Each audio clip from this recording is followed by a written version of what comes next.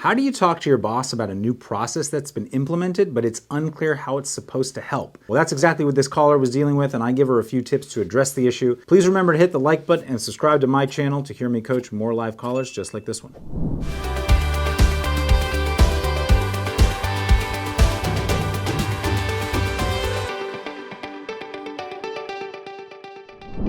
Rosemarie, welcome to the show. How can I help you today? Hi, I'm having a dilemma at work. I'm Okay. a third grade school teacher, teach at a regular elementary school, not a private school.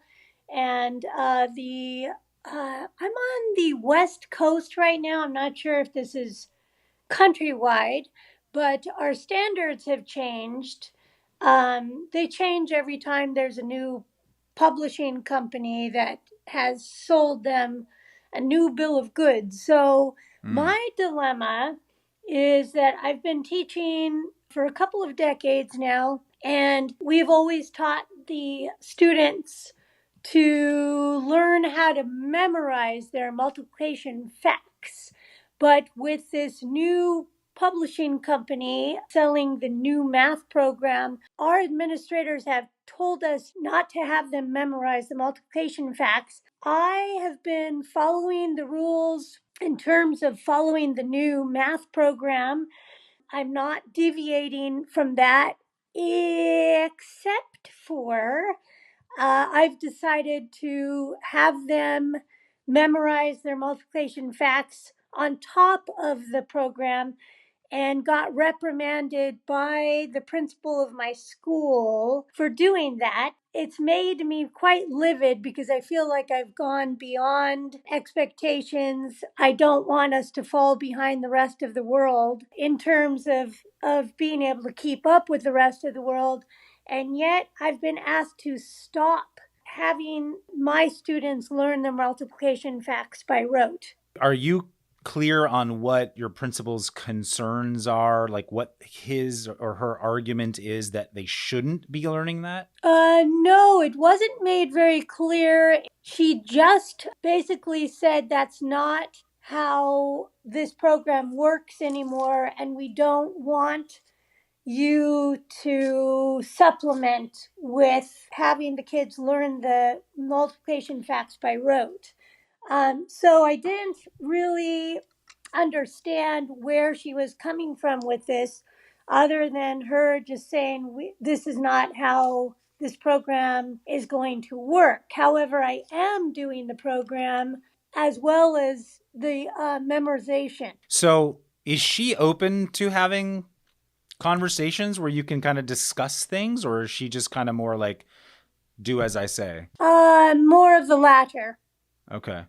Yeah, that's pretty frustrating because I mean, typically, when someone brings in a new process or a new idea or something like that, and you're not clear on why it's there, it's a good idea just to not to necessarily.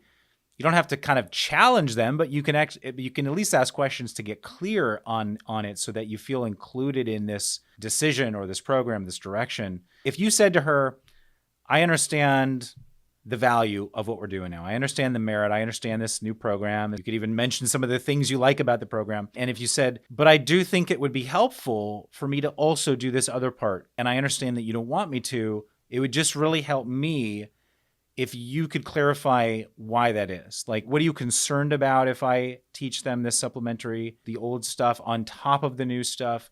What's concerning to you? Why don't you want me to? Just so I understand, not trying to challenge or anything like that. If you said something like that to her, would she even take the time to clarify? Would she explain it, you think? I'm thinking that since she doesn't understand the program as well as some of the others in the district who have adopted the program, I'm guessing that she will refer me to someone else to have it explained to me. But I think you're right. I probably should talk to her about it in a nice fashion. Yeah. And if she can't explain it to me, perhaps she can have someone else who's more familiar with the program explain why I'm not allowed to teach the way we used to teach. If we just look at this sort of broader picture of this sort of scenario where someone brings in some new process or program or idea, you don't understand it, My suggestion always would be having a conversation first just purely for the sake of understanding, not for arguing or for challenging them or anything like that, but just for understanding. So the first step is always tell me what you're concerned about or tell me why you want to do it this way. I just really want to understand. And you hear them and you listen and maybe you like repeat back what they said so that they know you heard them correctly and they feel heard. And you say, okay, that's helpful. Thank you. And then you go home and you contemplate it. And if you still have questions or challenges, or you still kind of think, I hear your concerns and I understand them and I can assuage those concerns or I can get your needs met too, while also doing this other thing. And here's the plan that I'd like to present to you. That could be step 2. So you can take it home, contemplate it, bring them back a plan that meets their needs or addresses their concerns while also addressing your own needs and concerns. But I think the first step is always just purely understanding, get clear. I'm wondering if that could be a good first step for you to just go ask some questions, not in the spirit of challenging or catching them, but really in the spirit of help me understand your perspective. I just want to understand it so I'm clear on it. Okay, I will proceed in that manner and see if it can be explained how it would be detrimental to the new math program to have me supplement with the old school memorization. If you hear an explanation and it makes some sense and you go back and you contemplate it for a day or two, maybe at that time you could present a plan that would address her concerns or needs and also meet your own. So I would just do it that way and just take couple of days to think about it. And then you can come back with a very solid argument that helps you get to like a win-win so that everyone feels like their needs or concerns have been addressed in some way. And you have a plan that considers everyone going forward. Okay, I will do that. Hopefully that was helpful. Glad to help, and feel free to come back on. Let us know how it went. Okay, thanks so much. Hey, thanks for tuning into the Peace Building with Dr. Pollack show. Don't forget to subscribe to my channel for more workplace conflict advice. Share on social media if you think your friends and colleagues would benefit from this episode.